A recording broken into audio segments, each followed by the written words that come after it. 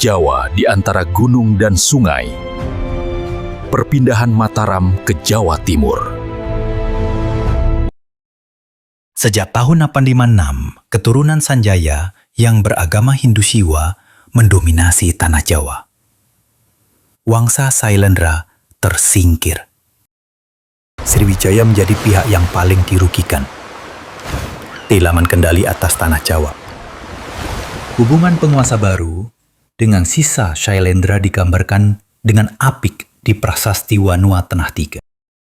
Diceritakan bahwa sebidang tanah Sima telah diberikan kepada Vihara Buddha oleh Raja Panangkaran.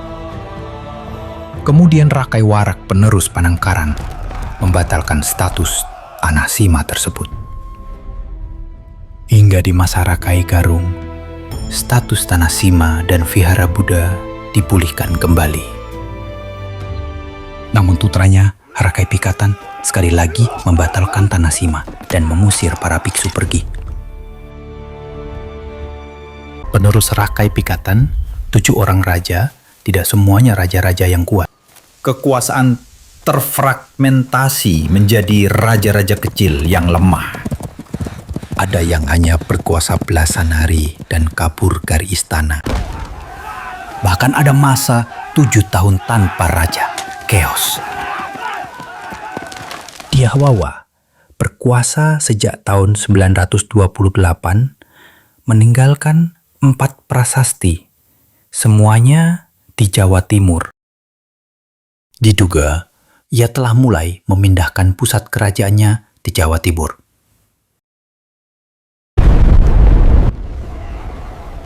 Teori paling terkemuka tentang pindahnya Mataram ke Jawa Timur dibuat oleh geolog Belanda bernama Van Bamelen.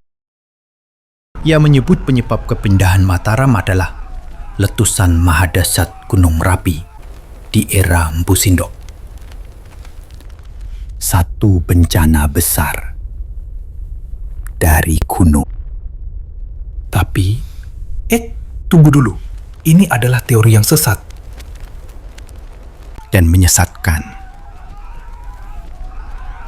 Tidak didukung data dan logika. Mengapa? Tidak ada data geologis yang membuktikan secara tepat bahwa telah terjadi letusan dahsyat antara tahun 920 hingga 930. Hanya otak-atik Gatot.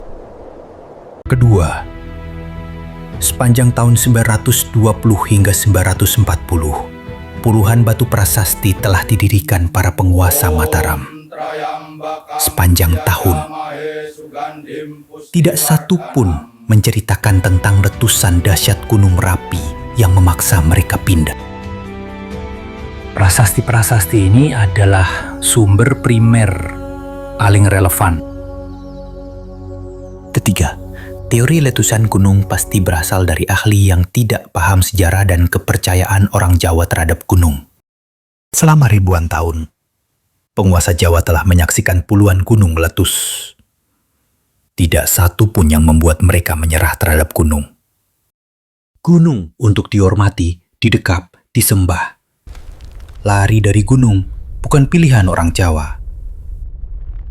Tentu kalian masih ingat Mbah Marijan yang memilih menemani Gunung Merapi pada letusan tahun 2010. Ia memilih cara seperti para leluhurnya.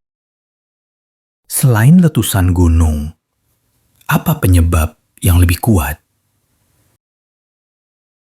Ada alasan lain yang lebih didukung data di Prasasti Anjuk Ladang bertahun 937 masa Raja Mpu Sindok. Menceritakan tentang kemenangan pasukan Mpu Sindok melawan tentara Sriwijaya yang terus mengejarnya. Nyatanya, 1 abad setelah kekalahan proksinya Sailendra, Sriwijaya terus berusaha menaklukkan Jawa. Konflik terus berlanjut. Meskipun penguasa Jawa sudah mulai bergeser ke Jawa Timur sejak era Diahwawa. Ketegangan ini dipantau dinasti Sung di Cina. Catatan Istana Sung tahun 992 mengisahkan utusan Sriwijaya yang tidak bisa pulang karena negerinya diserang oleh Jawa.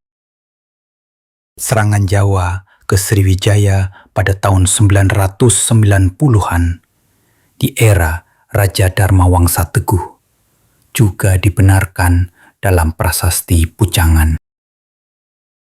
Prasasti Pucangan juga menceritakan akhir yang sangat menyedihkan. 24 tahun setelah diserang, Sriwijaya membalas.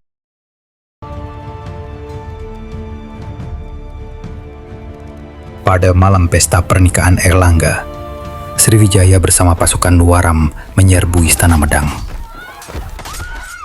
Semuanya dihancurkan, diruntuhkan. Kematian Istana Medang. Airlangga satu-satunya yang selamat. Menyebut tragedi itu Mahapralaya, bencana besar yang berasal dari permusuhan manusia selama berabad dari arah Sriwijaya, bukan dari letusan gunung. Alasan terakhir kepindahan Mataram ke Jawa Timur, dan ini lebih futuristik, adalah Sungai Berantas di Jawa Timur. Pertemuan orang Medang dengan Sungai Berantas adalah pertemuan takdir. Pertemuan yang akan mengubah orang Medang selamanya. Sungai Berantas bersumber di kaki Gunung Arjuno, melingkari sebagian Jawa Timur sepanjang 320 km, termasuk Tamblang atau Tembelang dan Watu Galuh di Jombang Utara, tempat pusat kerajaan Pusindok mulai berpijak dan berakhir di pantai Surabaya atau Sidoarjo. Daerah sepanjang aliran Sungai Berantas adalah lahan pertanian yang sangat subur karena diperkaya material sungai dan memungkinkan pengembangan irigasi yang semakin maju. Ini membuat hasil panen di kerajaan-kerajaan Jawa Timur berlipat ganda. Prasasti Kamalakian bertahun 1037 di Sidoarjo mengisahkan Airlangga yang membangun bendungan Wrengen Sapta untuk mengalihkan aliran Berantas agar tidak membanjiri lahan pertanian. Sungai Berantas juga merupakan jalan tol yang membawa surplus panen petani ke Muara, ke pelabuhan laut, dan selanjutnya berjumpa perdagangan regional dan internasional. Kali ini, penguasa Jawa Timur telah menemukan jalan mudah ke laut melalui Sungai Berantas dan juga Bengawan Solo. Ini melampaui pencapaian leluhurnya di Jawa Tengah. Sungai membawa kemakmuran dan juga pragmatisme, sebagaimana ciri air yang terus mengalir. Orang Jawa tidak meninggalkan gunung, tapi mengawinkannya dengan sungai yang posisinya semakin penting. Gunung adalah keyakinan, sungai adalah kemakmuran.